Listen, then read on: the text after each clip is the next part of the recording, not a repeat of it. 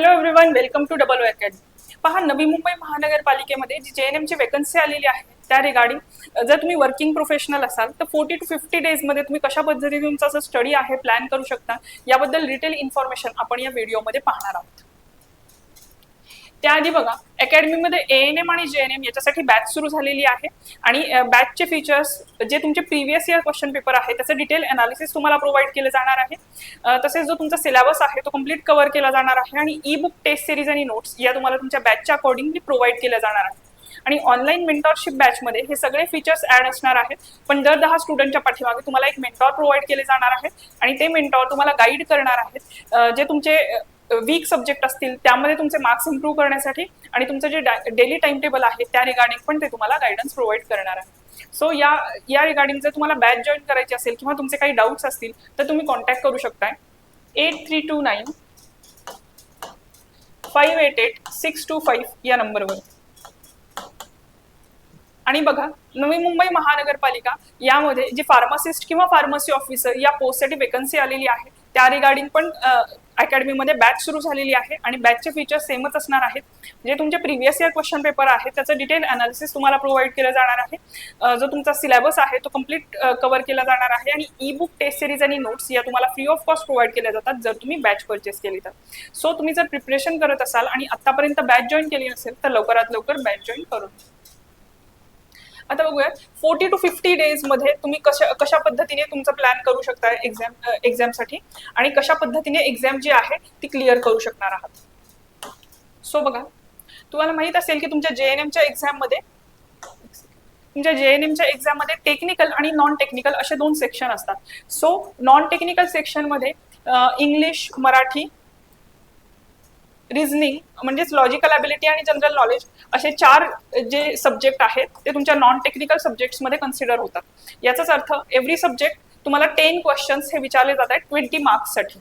So बघा, जेव्हा तुम्ही 40 to 50 डेजचं जे प्लॅनिंग करणार आहात त्याच्या अकॉर्डिंगली जर 40 डेज मध्ये आणि तिकडे तुमचे टेक्निकल मध्ये 16 सब्जेक्ट असणार आहेत त्याच्यावरती तुम्हाला 60 क्वेश्चन विचारले जातात, म्हणजे 60 क्वेश्चन 120 मार्कासाठी तुम्हाला टेक्निकल सेक्शन मध्ये विचारले जातात आणि नॉन टेक सेक्शन मध्ये 40 क्वेश्चन आहेत जे 80 मार्क्ससाठी विचारले जाणार आहेत। याचाच अर्थ आहे तुमचा एक क्वेश्चन जो आहे तो 2 मार्क्ससाठी डिझाईन केलेला आहे। सो जे इंग्लिश असणार आहे ते 10 क्वेश्चन असणार आहेत 20 मार्क्सना आणि नॉन टेक सेक्शन मध्ये सगळे जे क्वेश्चन्स आहेत ते अशा पद्धतीनेच विचारले जाणार आहेत।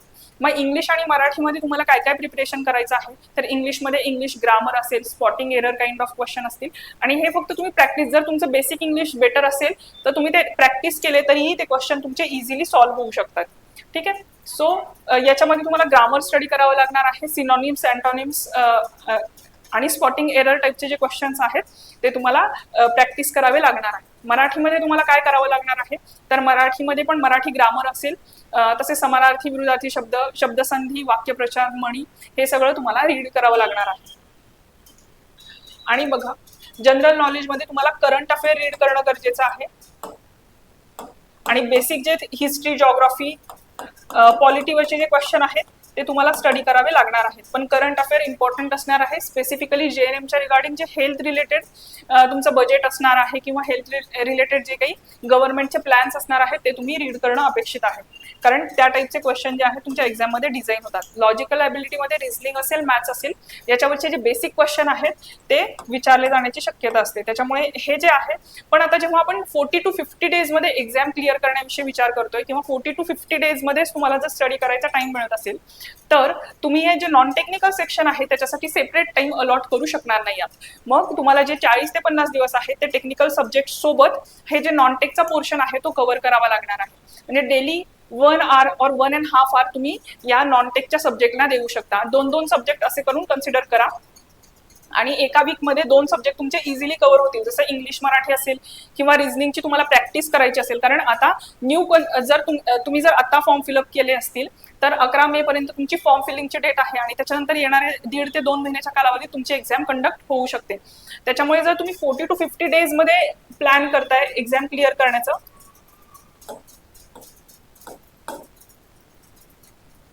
40 to 50 डेज मध्ये जर तुम्ही एक्झाम क्लिअर करण्यासाठी प्लॅनिंग करत असाल तर तुम्ही हे जे नॉन टेक्निकल सेक्शन आहे त्याला सेपरेटली डेज अलॉट करू शकत नाही आहात. त्याच्यामुळे टेक्निकल सब्जेक्ट सोबतच टेक्निकल सब्जेक्ट स्टडी करून बोर झाले की तुम्हाला नॉन टेकचे सब्जेक्ट जे आहेत ते स्टडी करावे लागणार आहे. ठीक आहे. सो टेक्निकल सब्जेक्टमध्ये बघा, आता 40 डेजचे प्लॅन करताना तुम्हाला माहित असणं गरजेचं आहे की कोणते सब्जेक्ट तुमच्यासाठी इम्पॉर्टंट आहेत किंवा प्रायोरिटी असणार आहे. ठीक आहे. सो बघा, नर्सिंगशी रिलेटेड जे सब्जेक्ट असणार आहेत ते तुम्हाला प्रायोरिटाईज करावे लागणार आहेत. टोटल 16 सब्जेक्ट आहेत आणि त्यातले 10 to 12 जे सब्जेक्ट आहेत ते तुमचे इम्पॉर्टंट असणार आहेत. सो बघा, नर्सिंग फाउंडेशन हा सब्जेक्ट इम्पॉर्टंट आहे. मेडिकल सर्जिकल नर्सिंग हा सब्जेक्ट इम्पॉर्टंट असणार आहे. नर्सिंग एज्युकेशन, पेडियाट्रिक नर्सिंग हे जे सब्जेक्ट आहेत ते इम्पॉर्टंट असणार आहेत. याच्यावरती क्वेश्चन डिझाईन होतात. पण मोस्टली 2 to 3 और 5 पर्यंत क्वेश्चन जे आहेत ते क्वेश्चन यावरती डिझाईन होऊ शकतात या इच सब्जेक्टवर. ठीक आहे. Then mental health nursing most important topic आहे. मेंटल हेल्थ आणि मेंटल डिसऑर्डर याच्याबद्दल बराचसा अवेअरनेस सोसायटीमध्ये आता जनरेट व्हायला लागलेला आहे. बरेचसे लोक एन्झायटी डिप्रेशन बद्दल आता बोलू लागलेले आहेत. त्यामुळे मेंटल हेल्थ वरती पण क्वेश्चन बऱ्यापैकी डिझाईन होतात. त्यामुळे मेंटल हेल्थ हा टॉपिक पण तुम्हाला डिटेल स्टडी करावा लागणार आहे. याच्यावरती पण 2 to 3 क्वेश्चन्स जे आहेत ते डिझाईन होऊ शकतात.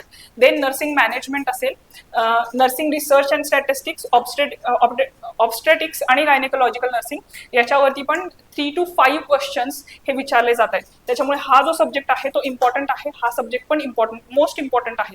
त्याच्यामुळे प्रायोरिटी देताना या सब्जेक्ट्सना प्रायोरिटी द्या. ठीक आहे. देन बघा, कम्युनिटी हेल्थ नर्सिंग असणार आहे, इम्पॉर्टंट टॉपिक असणार आहे. अॅनाटॉमी तुमचा इम्पॉर्टंट आहे.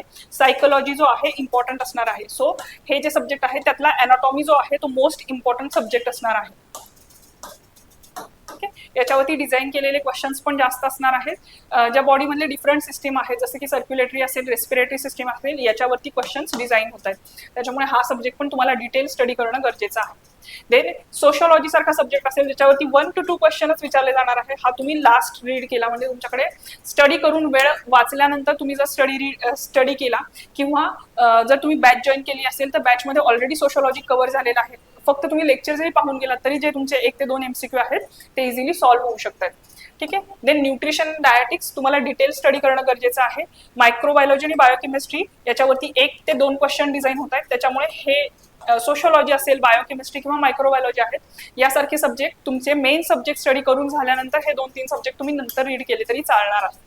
पण न्यूट्रिशन आणि डायटिक्स मोस्ट इम्पॉर्टंट आहे. त्याच्यावरती क्वेश्चन 2 ते 3 क्वेश्चन पर्टिक्युलरली त्या सब्जेक्टवरती डिझाईन होतात. त्याच्यामुळे हा सब्जेक्ट पण इम्पॉर्टंट असणार आहे. सो बघा, टोटल 16 सब्जेक्ट पैकी जे तुमचे 12 सब्जेक्ट आहेत आपण असं कन्सिडर करूया की 12 सब्जेक्ट मोस्ट इम्पॉर्टंट आहेत आणि तुम्हाला त्याचा स्टडी करायचा आहे. सो 12 सब्जेक्टसाठी किंवा 10 सब्जेक्ट तुम्ही कन्सिडर करा.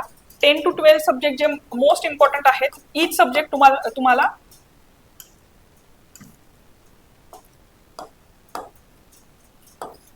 3 डेज मिळू शकतात. सो 30 डेज मध्ये तुमचे 10 सब्जेक्ट कव्हर होतील किंवा एका वीक मध्ये 2 सब्जेक्ट असं कन्सिडर करून प्लॅन करून तुम्ही सब्जेक्ट कव्हर करा. आणि हे जे छोटे सब्जेक्ट आहेत सोशियोलॉजी असेल, बायोकेमिस्ट्री, मायक्रोबायोलॉजी हे सब्जेक्ट तुम्ही त्याच्यासोबत पॅरलल स्टडी करू शकता. म्हणजे एका वीक मध्ये कशाही परिस्थितीत जर तुम्ही 2 सब्जेक्ट कव्हर केले तर 30 to 40 डेज मध्ये हे बघा 1 वीक